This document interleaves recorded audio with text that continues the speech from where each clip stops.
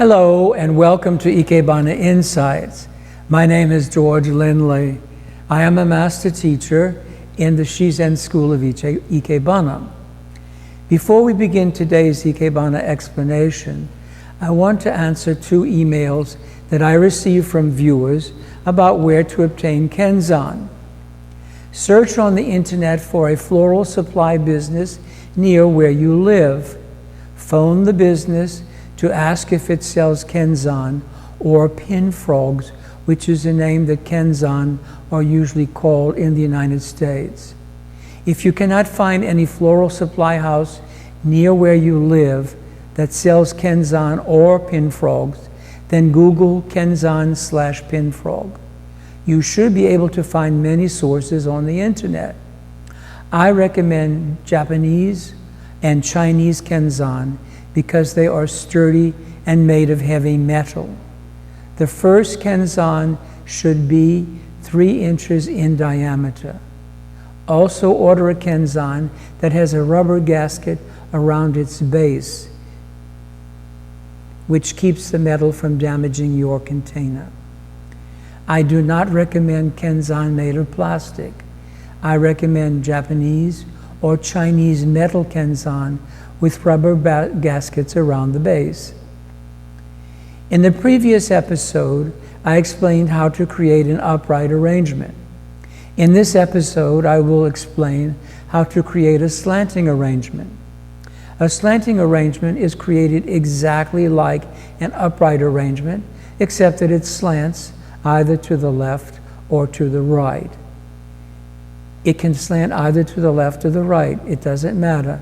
In the Shizen school, we usually slant to the left, but slanting to the right is also acceptable. As you probably remember from the previous episode, the 3 main stems of an arrangement are called primary, secondary, and tertiary. The way to measure each stem for the slanting arrangement is the same as the way to measure each stem for the upright arrangement.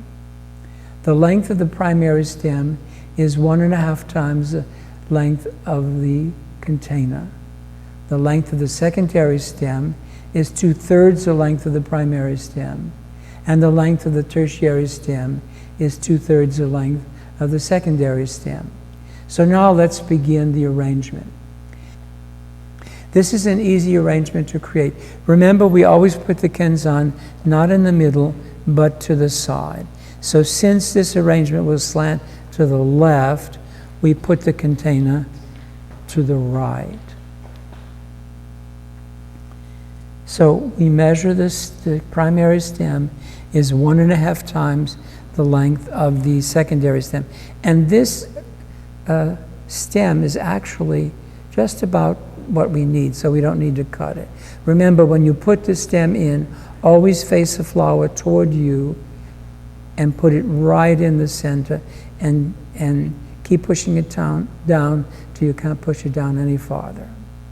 So this is our primary stem. The secondary stem is 2/3 the length of the primary. So to measure that, we hold it upside down and we measure approximately 2/3 the length, and it would be about here. Remember, always cut longer, because you can always cut shorter, but if you cut too short, then you're stuck with it. Put the secondary right next to the primary, slant it slightly to the left. Now we're going to bend it. We're going to bend them to the left, because remember, this is a slanting arrangement.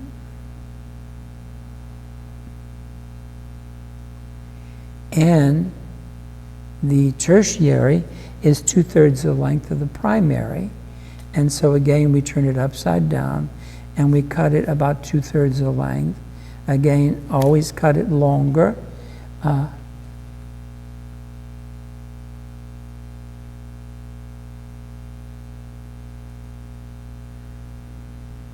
Okay.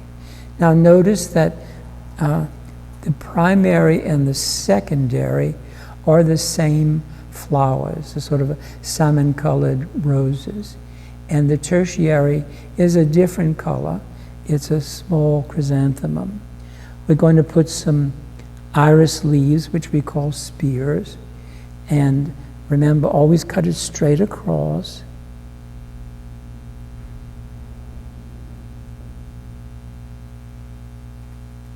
And the iris leaves, or as we often call them, spears, help to give structure to the arrangement and oftentimes hide the legginess of the other flowers. And I'm going to put one small one at the front.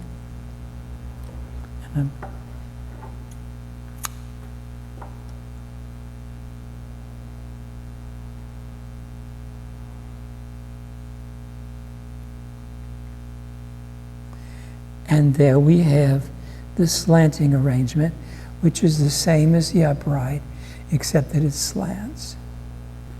It is easy to create this arrangement. We want you to have confidence that you can create this arrangement.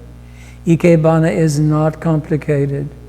Through Ikebana, you can learn to create beautiful arrangements, which are almost like living sculptures. Ikebana will help you to see nature's beauty. So to create this arrangement, you will need first a container of any material, a kenzan 2.5 to 3 inches in diameter, some hand pruners or secateurs, some ordinary flowers of strong stems, such as carnations or mums. Rewatch this episode. Pause the screen after you watch each step of creation, and then imitate what I do, and then unpause and continue to the next step. Put the kenzan slightly to one side of the container. If you want the arrangement to slant to the left, then put the kenzan to the right, or vice versa. Fill the container with water up to the top of the kenzan. Measure each individual stem according to suggestions that I gave, and cut the stem straight across, not at an angle.